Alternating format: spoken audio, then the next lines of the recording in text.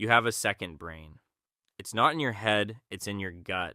And it might be influencing your mood, your decisions, and that feeling you get right before something goes wrong more than you realize. Gut feeling isn't just a figure of speech, there's real biology behind it. An entire nervous system living inside your digestive tract, operating almost independently from the brain in your skull. Today, we're breaking down what this mini brain actually is, how it talks to your real brain, and why that gut instinct you get might be more scientifically legitimate than you think.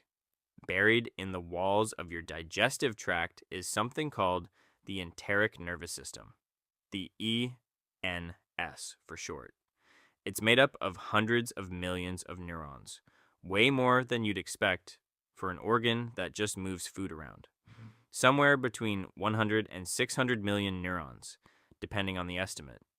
These neurons aren't scattered randomly. They're organized into clusters called ganglia, grouped into two major networks running through the gut wall.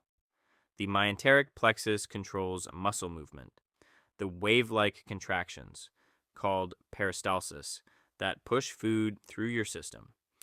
The submucosal plexus handles more local jobs, blood flow, secretions, and sensing what's happening inside the gut itself. Here's what makes this genuinely wild. Most organs need constant instructions from your brain to function. Your gut doesn't. The enteric nervous system can process local information and trigger responses on its own, digesting a meal, adjusting to irritation, coordinating contractions, without a single signal ever reaching your skull. That's not the same as conscious thought. Your gut isn't making decisions the way your brain does, but it is a real, semi-autonomous nervous system capable of operating independently, which is exactly why researchers started calling it the second brain. So, if the gut can operate on its own, how does it connect back to the brain you actually think with? The answer is a structure called the vagus nerve, one of the longest nerves in the body, running directly from your brainstem down to your gut. Here's the part that surprises most people. That connection is mostly one way. Somewhere around 80 to 90% of the fibers in the vagus nerve carry information from the gut to the brain, not the other way around. In other words, your gut is talking to your brain far more than your brain is talking to your gut. And there's another piece of this that surprises people even more. Roughly 95% of your body's serotonin, the neurotransmitter tightly linked to mood, is produced in your gut, not your brain. Put all of that together and you start to see where a gut feeling actually comes from. Your gut's nervous system is constantly sending signals up to your brain about tension, inflammation, hormone activity, even signals related to your gut microbiome. A lot of that information gets processed below conscious awareness. Your brain registers the result of that signal, a vague sense of unease, a feeling that something's off, without you consciously knowing why.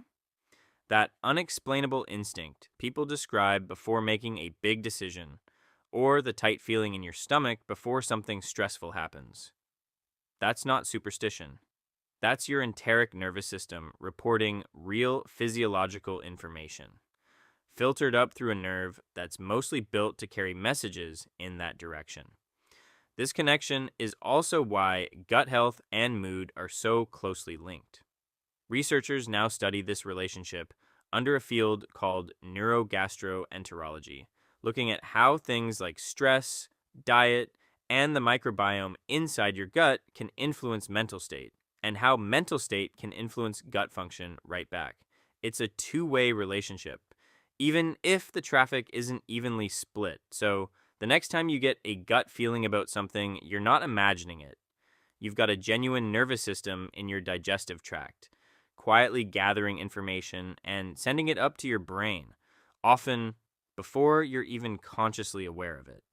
If you found this interesting, hit subscribe for more deep dives into the body's hidden systems, and let me know in the comments. Has your gut ever been right about something before your brain caught up. See you in the next one.